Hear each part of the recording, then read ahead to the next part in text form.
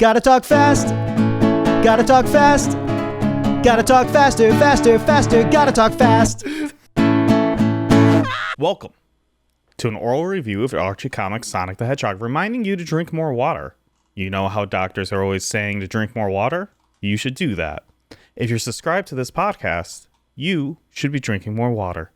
Water tastes great, especially when it's just regular water. I'm Nick, and except for this intro, I wrote the script. And I'm Dominic, and except for this intro, which I believe we've done before, I haven't read any of today's script. You usually start from the bottom of the list, but I guess we're starting from the top this time. I'm not on it today. But I was going to say that did seem familiar. And also, I want to do a little pushback because we have an advantage where we drink Lake Michigan water. It's fucking fantastic. Some of the best water in the world. It wasn't until I started traveling did I realize that water elsewhere sometimes fucking sucks. It does. It actually does. Because I always thought the people were like, I just don't like water. I'm like, what a fucking weirdo. But then I was like in the middle of like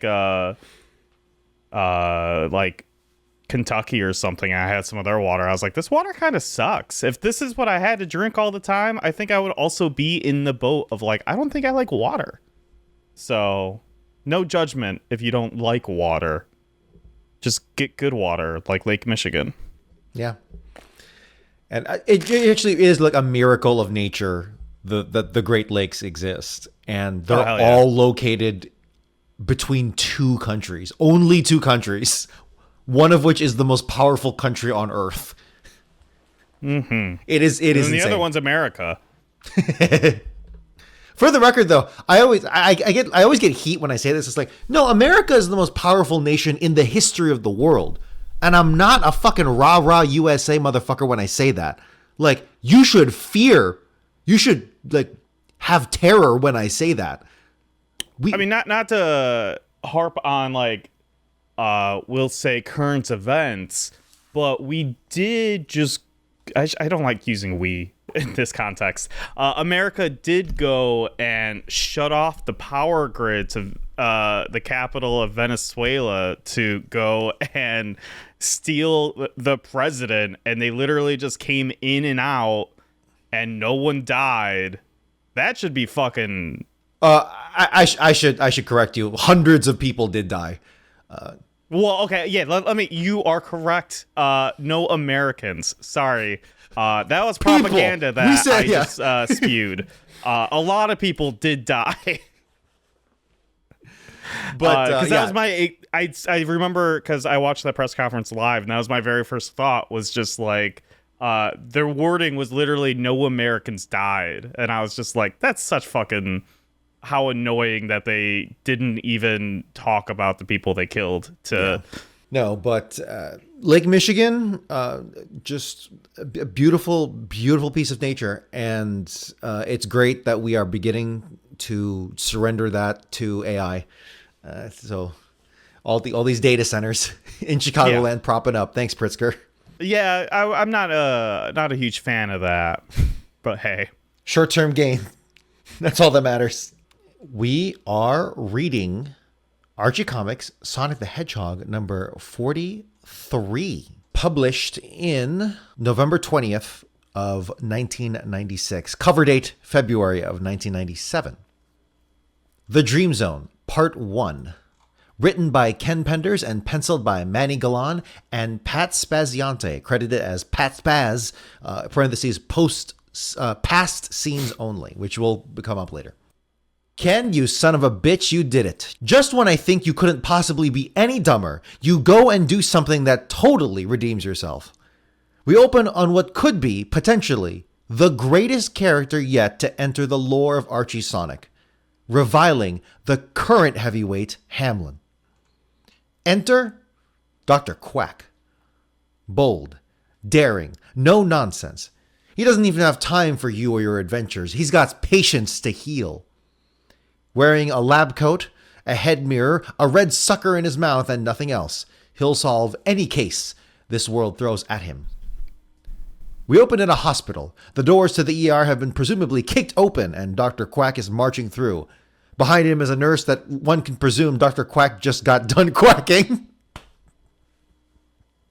I was pretty proud of that line. That's a very good line.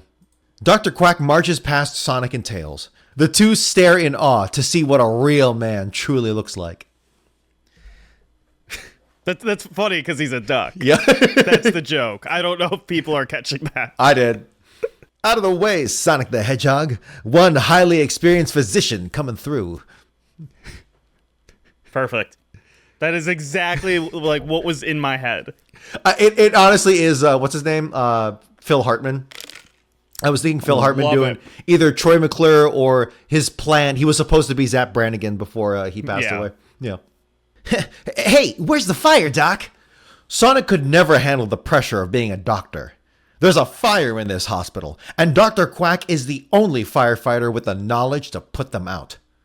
And Dr. Kildare wants a report. Check with my secretary for info, Sonic. I haven't time right now. I've got patients to worry about and diseases to diagnose. Dr. Quack barges into the intensive care unit where King Eggcorn is being taken care of, with Sally and Rotor watching over their king. Princess Sally, who loves you, baby? Doctor, it's so good. Dr. Quack. You better believe it, kid. Ever since the day I delivered you, you've always been a favorite of mine. Now, where's my patient? It's literally the sovereign reign. Okay. Sonic waltzes in like he owns the fucking place and notices Rotor clearly being helpful. Rotor, what are you doing here? I thought this was a medical problem from now on. Dr. Quack quickly puts Sonic in his fucking place.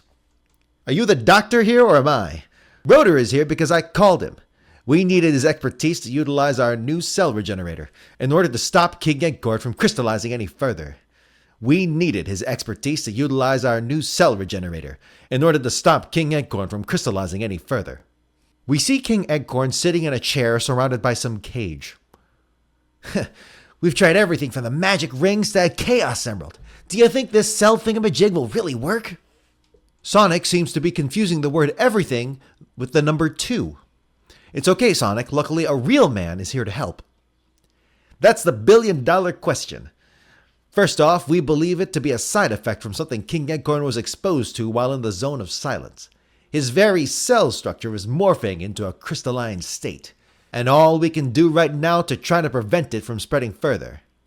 I've suggested sending the king back into the zone to see if we could reverse the process, but Sally, not knowing her place when someone as cool as Dr. Quack is in the same room as her, cuts him off.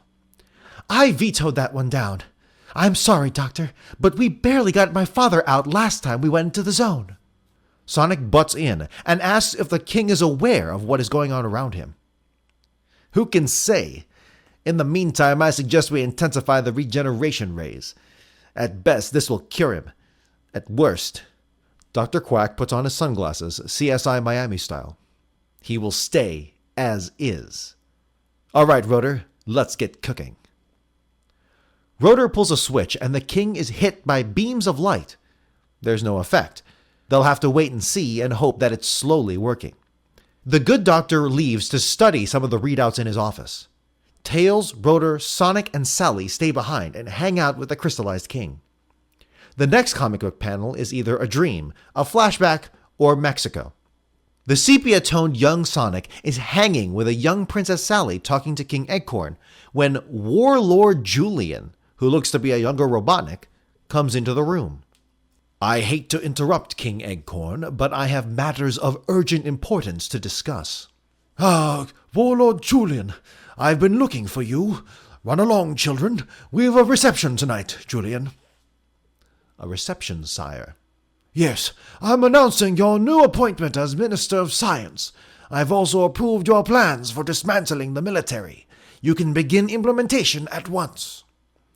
We see Robotnik cross his fingers. Of course, sire. We cut to later on in the day. Robots are attacking everyone. Julian walks into the reception with the fires of Mobius behind him. Your Majesty, members of the royal court, I've now assumed command.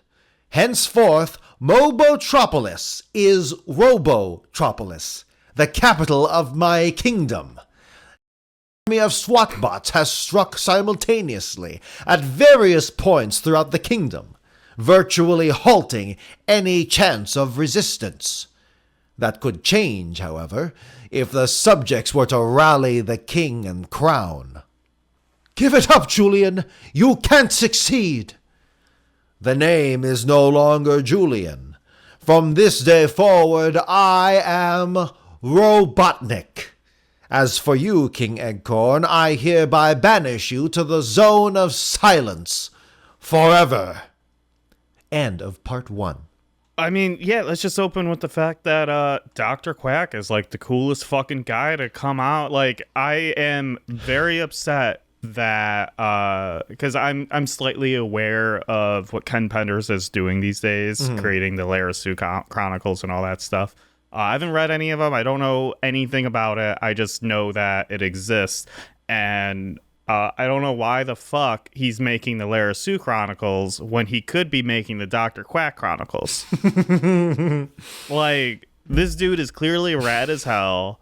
Like, no nonsense. He, the princess tries talking to him, and he's like, look, princess, I'm doing my thing. And, yeah, it's...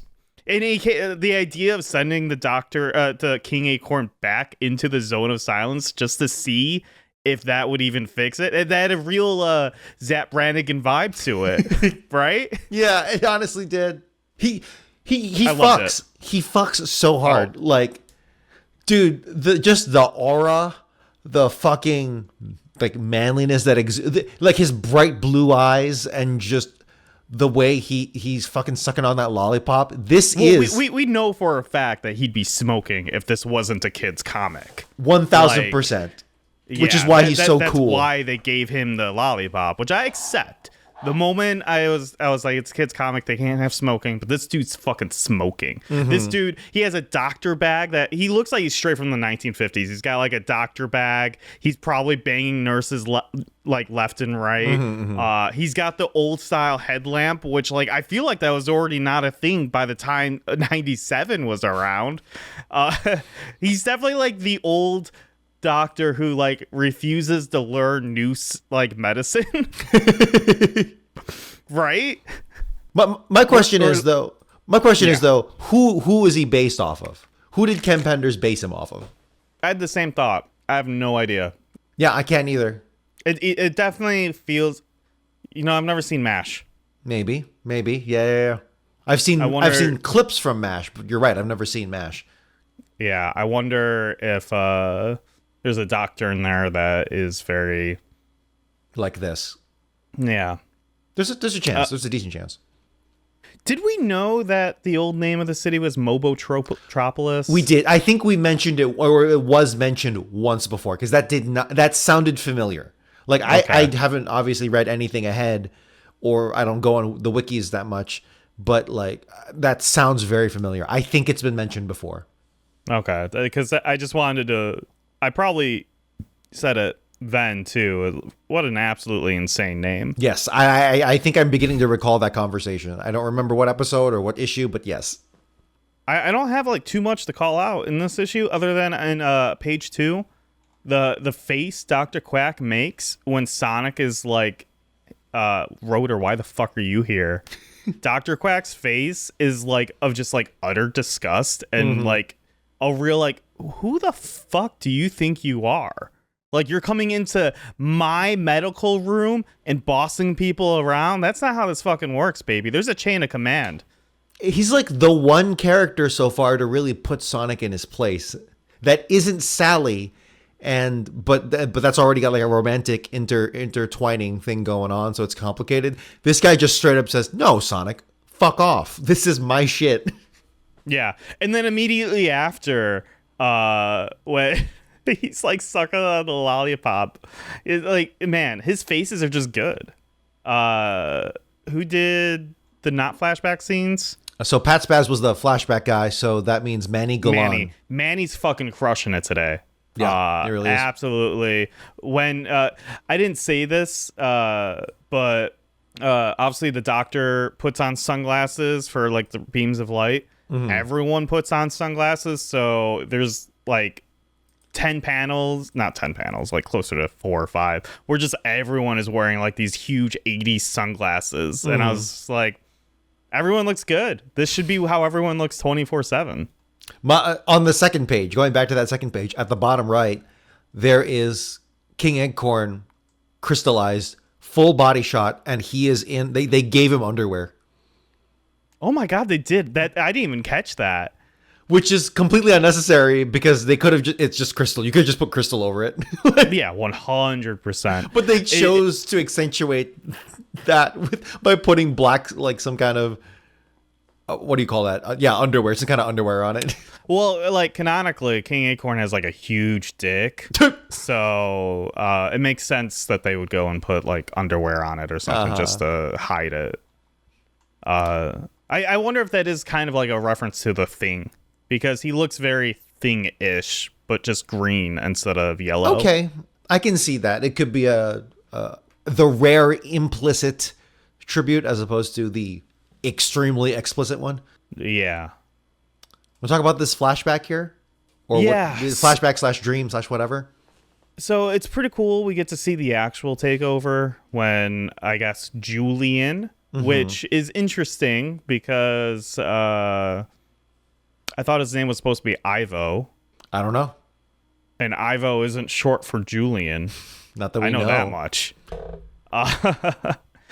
But it's cool that we got to see like the actual takeover moment. I wasn't expecting Sonic and Sally to be like that close at a young age. They look like childhood best friends, and at least is implied in these panels. I don't know if we had talked about that before. Yeah, that's what I was going to bring up. I don't know if we have. I distinctly remember Sonic and Sally like dancing at a ball when they were younger. Right. But I don't. Do you remember? Do you remember that? Not offhand. I remember the image I'm thinking of is the fake wedding that they did. Oh yeah, back in the early comics. Yeah, that's not. I'm trying to. That's why I said, oh right, because I could picture something like that, and then I kept on thinking. I was like, no, that's not right. But this is wild. This is they are childhood friends here, and that's pretty interesting. I don't understand why Sally is dressed like an Arabian Nights So I was going to say I had Princess Jasmine vibes or something from her. Yeah. So for our audio listeners, she is dressed similarly to Princess Jasmine from the Disney version of Aladdin. Not so much that she's blue, but because this is like sepia tone. Because she's sepia, yeah. Yeah, but no. Like her hair is done in a massive braid that's bigger than her head, and she's wearing like I don't know how to describe it. It's a sleeveless kind of top, kind of provocative, honestly, and she's wearing kind of puffier pants in that. Again, Arabian Nights style. I don't know the actual cultural names for these. I think it's the shoes that really sell at home. She's wearing pointed shoes, like they are pointed shoes in the sense that they go upward and they're like puffy again, they look like hidden lamps, like mystical lamps or something. Yeah. Again, like Arabian. I keep saying that, but it's absolutely true if you looked at this Arabian Nights style outfit. But then this like completely. How are Sonic and Sally friends then? I like in my mind they kind of meet up after the fall, right? Yes, and we are knowingly discounting the prequel miniseries that was the very first piece of Sonic Comics ever released. We're kind of discounting that, right? As that's not canon. Yeah, because it was too inconsistent. Yeah, I agree. Because in that one they do meet. After the fall, and Sonic has no idea who Sally is, or at least has never met Sally until he's like an adult and doing stuff. But here, this is kind of big in the sense that they're childhood friends, and maybe there is an issue that delves in that not delves into it, but it tells us that before. But it's a kind of a startling reminder for us now. So because then it would imply that Sonic's family. How does Sonic's family intertwined with the royal family? Yes. Yeah. Basically, like, are they just next door neighbors? The only thing that would make sense is King Acorn's really into chili dogs. Because canonically, Uncle Chuck sold chili dogs, right? Yeah. You're not wrong. And so maybe Uncle Chuck is the only chili dog vendor in town. Like he's like a real gangster about it. And anytime someone tries like getting a chili dog stand or something, they find it on fire the next day. And so if you want chili dogs, you gotta go to Uncle Chuck. And so like it's just Nat, and then as they're eating chili dogs, Sonic comes up and he's like, "Let's talk about chili dogs," and they become friends. Does them being childhood friends hurt any existing lore? I guess not. It just changes the. No, it's just one of those things where it's like I find it annoying because one of the interesting things to come out of the Knuckles stuff is finding out that Princess Sally and Knuckles have like a childhood friendship, right? Yeah, and that would only make sense. And Sonic finds out about it after the fact. Yeah, and I really like that because like Knuckles is coming from like his pretentious bullshit background, and then Sally's coming from her like royal background. Like it makes sense that like these people have intertwined lives at one point or another. And I think it just makes more sense in the world that like Sonic wouldn't be involved in any royal things whatsoever. He wouldn't be involved with like hanging out at the palace. And the only way those two meet is like Sally is trying to put like together a group of people to like fight against Robotnik, and Sonic is obviously someone who would volunteer for that, right? Or I guess he would be recruited, I think, truthfully. I don't think he would have he was just naturally been doing destruction, and then Sally would like find out about him and be like, you need to do destruction for us. Warlord Julian. I just love how that is the title of.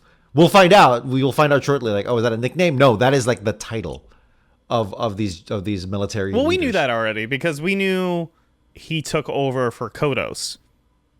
I guess so. They have made mention of that. That still blows my mind to go from, hey, let's name our generals warlords, and then on top of that, let's abolish our military. Well, that is an interesting lore thing, right? Because does that mean King Acorn is done fighting because he's taken everyone over? What does that mean for the world of Mobius? We don't really get details on that. No, but he does say theorize. He does say dismantling the military. Not abolishing, dismantling the military. So, but that's still a pretty strong word. Not like weaken or cut. Budget cut. He's getting rid of the warlord and turning him into the science ministry. Is it ministry or whatever? Minister of Science. Mm-hmm. So, to me, that's like we don't have to fight anymore. Yeah, I guess so. Like they've achieved a world peace. Mm-hmm. Now, whether or not they've taken everyone over for that world peace is a different conversation. I'm just saying I think they've achieved some sort of peace. This is the hidden danger of having leaving a military cabal unchecked. And when you don't have, it's more common in countries that don't have strong sense of like civic stability. It's actually an anomaly that the United States of America has such a strong civilian control over its military. I know I say that in 2025, that is rapidly decaying, but for the longest time, there was a decorum before the first Trump administration to not have a general as your Secretary of Defense, also calling it the Defense Department, as opposed to the War Department. It's actually a really cool display. We don't know if this is exactly because we know that Robotnik has his own delusions of grandeur, his own insane his own take on perfection. Does that make sense? Right? Yeah. With what he builds and what he imposes on everyone else. So that's a very personal thing for Robotnik. But even beyond that, there is now an established military coup elements kind of aspect to it that I think is interesting.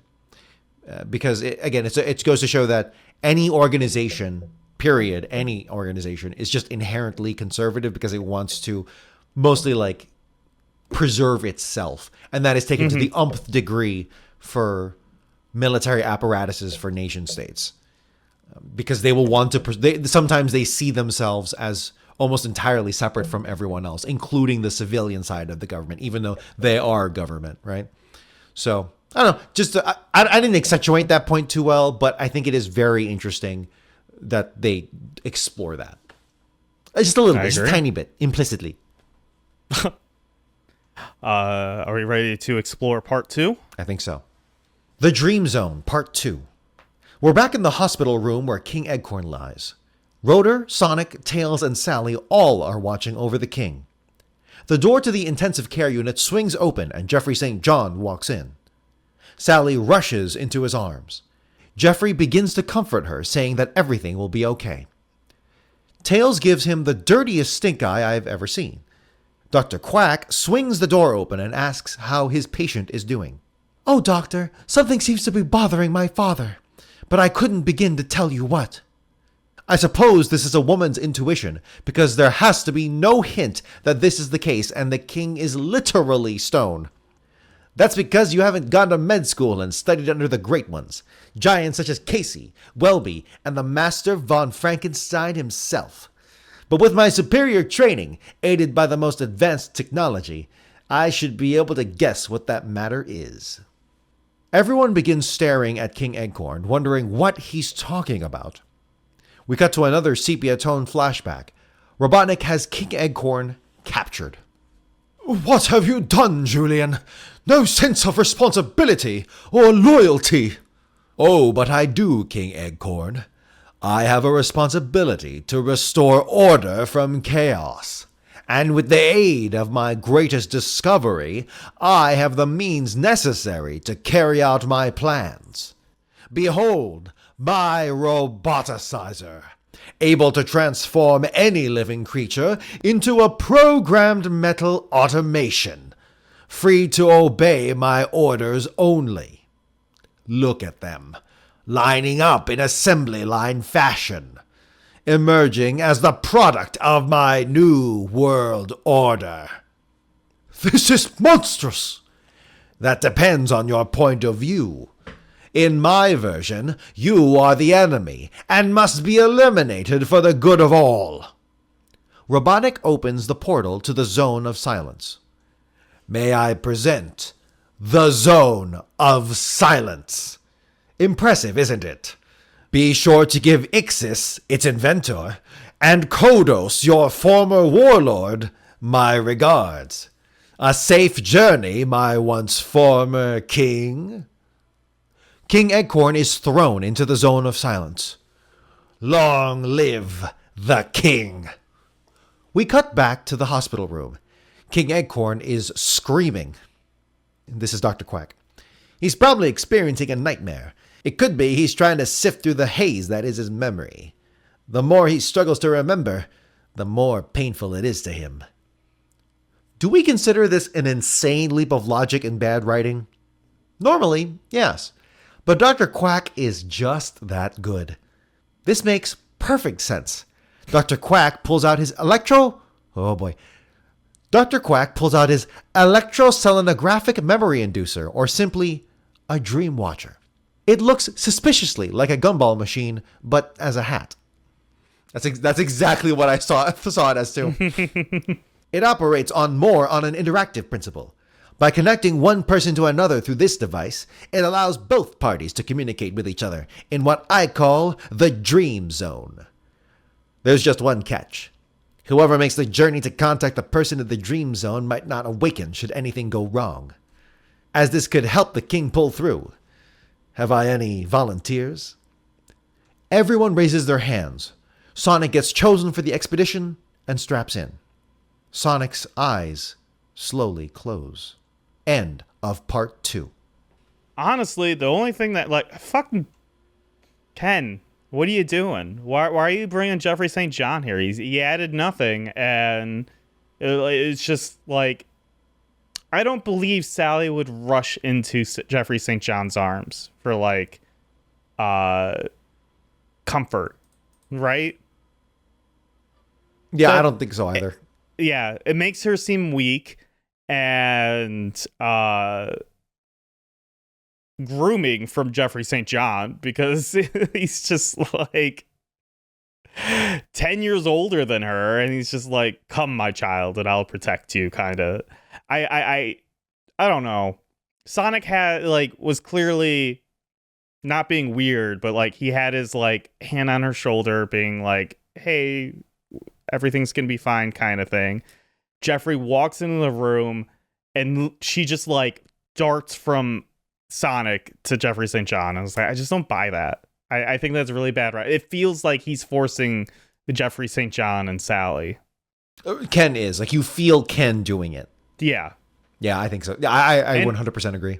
And I stand by the fact that when the other writers were writing Jeffrey St. John, that one scene where she runs past Jeffrey St. John and to Rotor for comfort, I stand by the fact that the writers were specifically like, fuck you. It just, how all of this is portrayed, it really makes Sally look weak emotionally. And I'm not saying a character can't be vulnerable emotionally. Absolutely not. But it's the actual depiction. This is like a depiction issue or illustration issue, in the sense that, or like, I'm sorry, a blocking issue. That's what I'm meaning to say. A blocking, and because like, again, look at this page 9, right?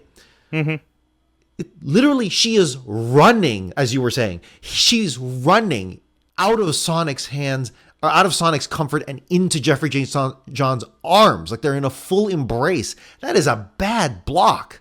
That's bad depiction of this. Because, again, they could have made it more subtle. If you want to make if you're trying to have these two characters connect, then yeah, you can make it more natural feeling.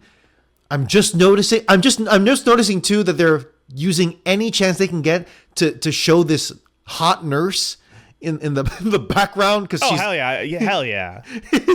No, we're not talking shit about that.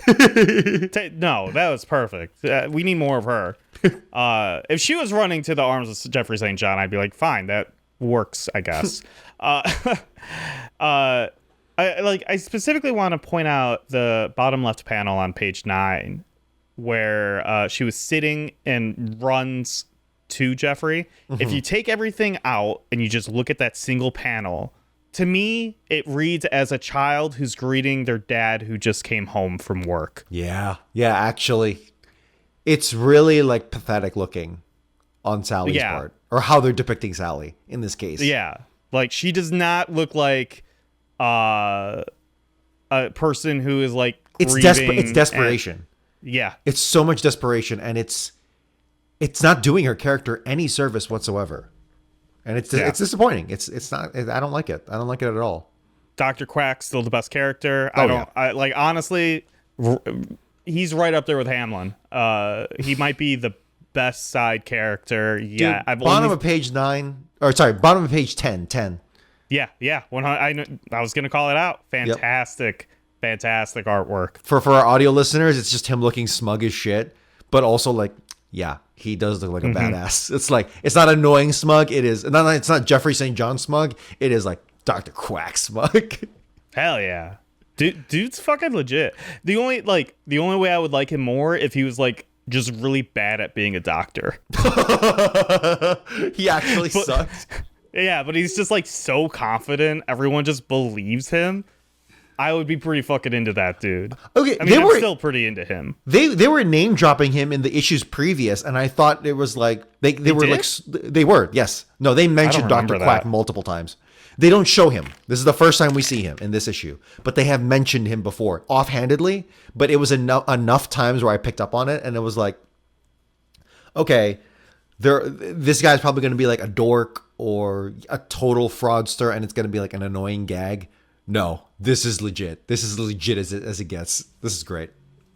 Just the coolest fucking dude. Mm-hmm. More flashback stuff. I mean, honestly, there's not much to like really say. There's a scene bottom page 11. I think they're trying to make him look Roman, if you will, with how he's holding his cape. Sure. Kind of draping around, and how he's kind of standing tall, with his like arm almost doing the, isn't that like a Roman pose or something? Offhandedly, you would no. know more than me. You know what? I'm not a big Rome guy. Mm-hmm. Yeah, I don't like places that fall. Just a waste of time. I'm not a big Rome guy because everyone is a Rome guy. Every historian, not historian, but like someone like a quote unquote historian or a history fan like me, who's just like reading a lot of Wikipedia, they're obsessed with the Roman Empire, and it's obnoxious to the point where it turned me off to the Roman Empire. I can see it. That's though. why I'm more of an Atlantis guy. Nice. Yeah, I mean, there's not much. I mean, he takes over and throws the king into the zone of silence. I don't think there's much to call out here. They have been angling to free King Acorn for the past however many goddamn issues, and Dr. Quack is the only one who's gotten close, or like some kind of breakthrough, as we will see shortly. This is awesome. Oh, I did want to call this out. Towards the end of this part, there's kind of this weird thing that happens where it's like, any volunteers, Dr. Quack says, and then everyone naturally says me because they love their king. Sure. Everyone says me, but then they cut to the next panel / page, and it's only Sonic and Jeffrey St. John. Like, fuck Tails, fuck Sally. It's only Sonic and Jeffrey St. John. I'm fine with that. I think that makes perfect sense because Sally should not go because there's risks of it failing, and Tails is a literal child. Now, do not get me wrong. I think Tails would crush the shit out of this, and he's like the one that they probably should send on like every mission because I think Tails is someone who will get shit done. But literal child, I understand the reluctance to send a child into a dream world to communicate with the king, right? So I'm okay with them just ignoring everyone and being like, it's going to be between Jeffrey St. John and Sonic. I didn't write into the script because I didn't think it really mattered, but Jeffrey St. John and Sonic do flip for it, and Sonic wins the flip. So Yeah, that's correct. All right, you ready? Yeah, let's go to part 3, baby. The Dream Zone, Part 3. Sonic appears in the dream world, standing on some floating rocks. King Eggcorn is standing nearby, fully healed, on another floating rock. I should quickly call out, I didn't realize it as I was writing it. The dream world is the zone of silence. Yes. He thinks he's in the zone of silence. But it's not the zone. They're going It's into a dream zone of silence. Correct. Sonic begins looking at his hands as if he's on an acid trip and says, "Feels so dreamlike, yet so real." King Eggcorn spots him and yells out, asking if Robotnik trapped him in here as well. Sonic is shocked. King Eggcorn ignores Sonic and immediately asks if his doctor is safe. Daughter. Your daughter? But of course. Well, at least she's safe for the moment. Right now, we've got to find a way out of here. Just then, a giant lion wielding an axe shows up. Warlord Kodos. Kodos swings his axe, and the king goes into action, dodging and trading blows with the warlord. Sonic begins to help when suddenly a giant badger appears, smacking Sonic out of the way. Kodos and King Eggcorn table their disagreement and begin fighting the giant badger. The badger shoots lasers out of his eyes, immediately destroying Kodos. The badger turns his gaze towards the king. Sonic screams out that this is all a dream and nothing is real. Right now, you are reclining on a treatment table, slowly crystallizing before our eyes. The condition apparently is a result from being exposed to the zone of silence for such a long time.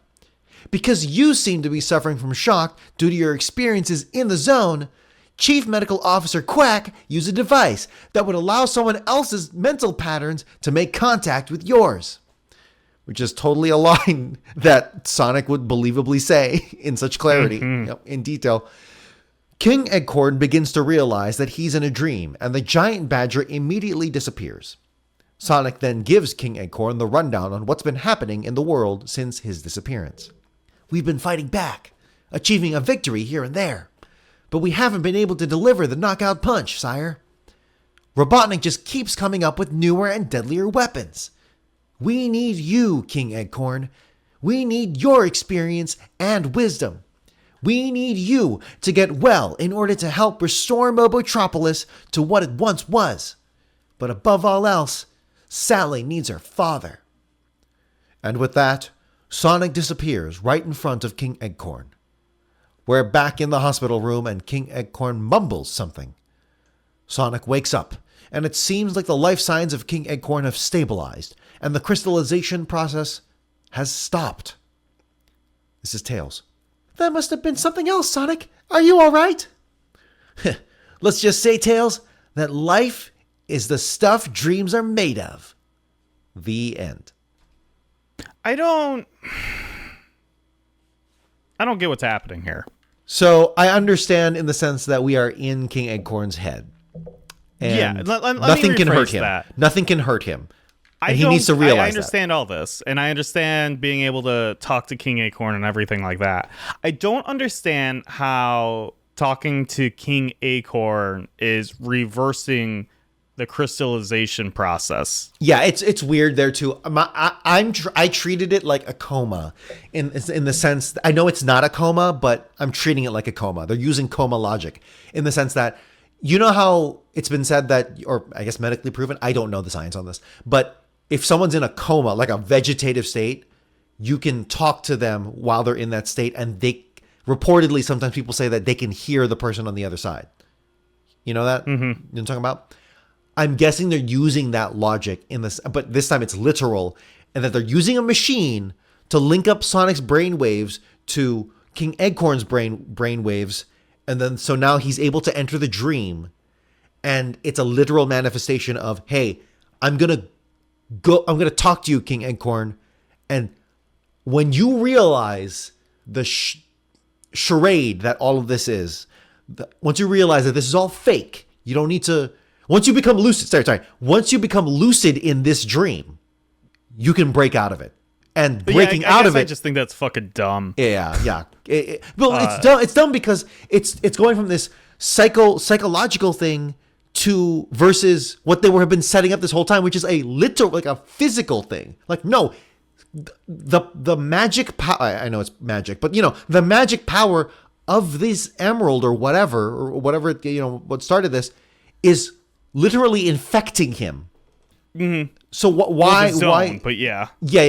Right. Or okay, there you go. Even then, like somehow the radiation or infection, I don't know, has turned him into King Acorn into this literal rock. It's infecting him slowly. So why are we going into this psychoanalysis dream thing to snap him out of it? It doesn't. There's a disconnect there that I don't like. I would have been more into the idea of like going into the dream zone and like having a conversation with them, and the king being like, "Oh, if that's what's happening to me, here's like a way to get me fixed, right?" Or something like you need this from the zone, or I don't know, just him being like, "Oh, this is a dream. Now I'll get better because I'm no longer in shock from being in the zone of silence." That's I don't know. I just think that's boring. Do you think I'm gonna say something wild? Do you think that this giant badger, whose I guess his name is Feist, Feist? Yes. Do you think that's Jeffrey St. John's dad? I can't dismiss the theory. That's interesting. Do they say he's a badger, right? No, I don't think they do. I assume that because he looks like a. Actually, hold on. Have I been incorrect this whole time? Jeffrey St. John is a badger, or no? He's a skunk. Oh, you're right. He is a skunk, right? Okay, so this whole So I'm an idiot. This whole script you meant to put skunk instead of badger. Yeah. Okay. Why does? But he says does he call him a warlord too? No, he calls him. No. Only Kodos is the warlord. And this is the first time we've seen Feist. I mean, that was the first time we saw Kodos too. So I've heard the name Kodos, but you're right. This is the first time he's been depicted. Yeah. Interesting. Yeah, I don't know what's there in the sense that we'll just have to wait and see. We don't get a good shot of Feist's tail, right?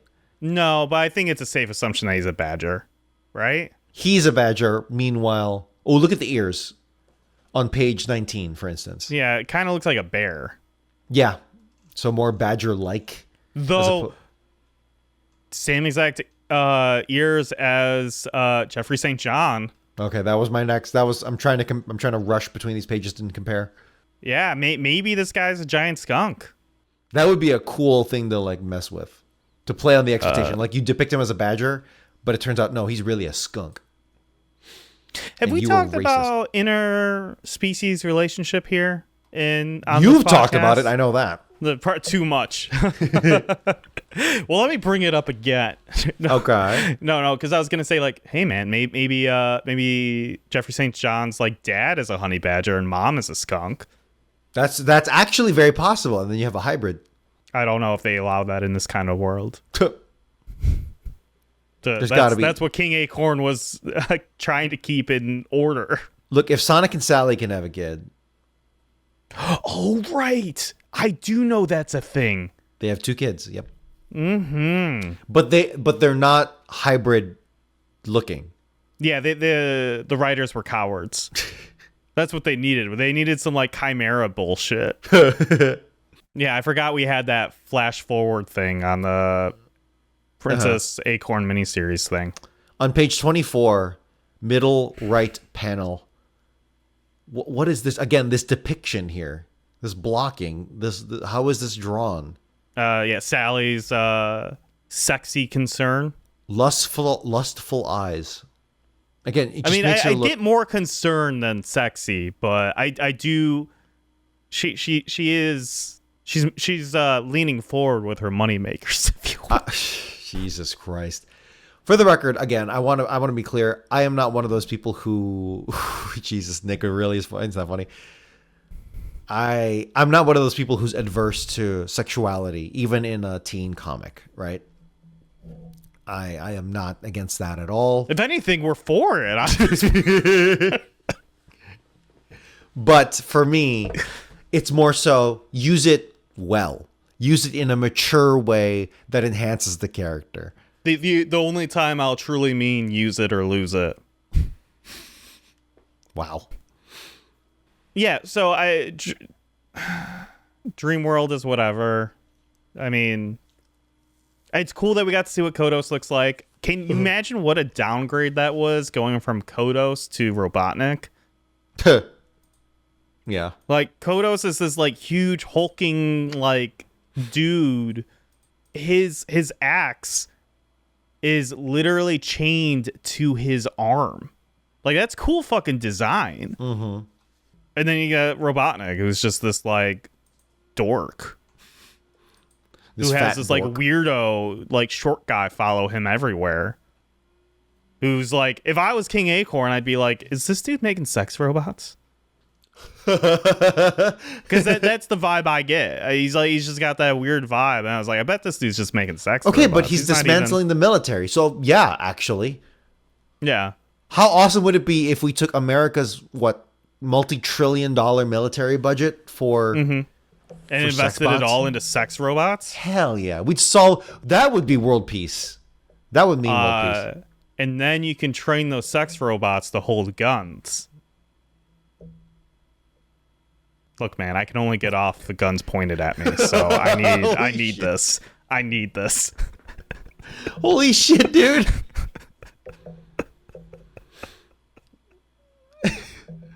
That's extreme. Hey man, me and Sonic got one thing in common. We're both extreme, baby. How fast do you think Sonic has to go to finish? Well,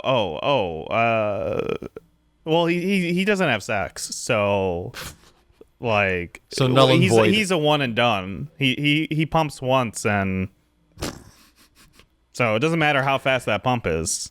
Oh, here's the thing. It's once. But you thought it was once. If you slow down the footage. It's like 2 billion. Yeah. Jesus. One pump and I don't even want to finish that sentence. Okay. I think we're done. Did you have anything else?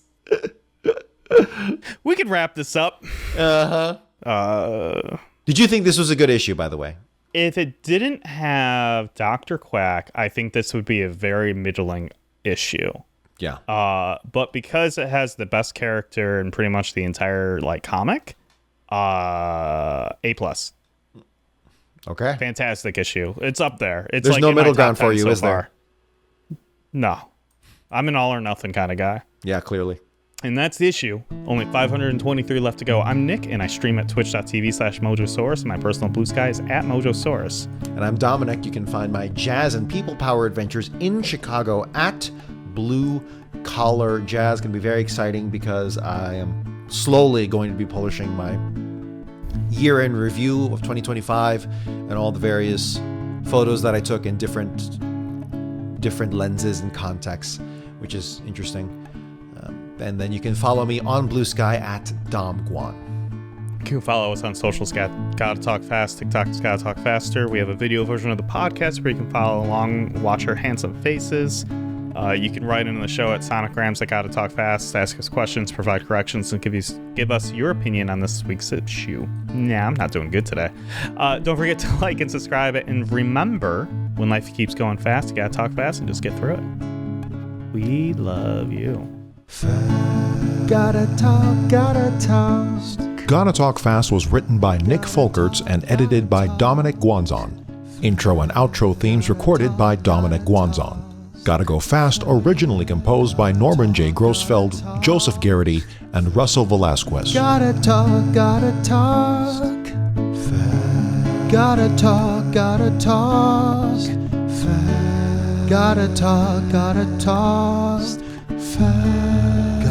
Gotta talk. Gotta talk fast. Gotta talk fast. Gotta talk fast. Gotta talk fast.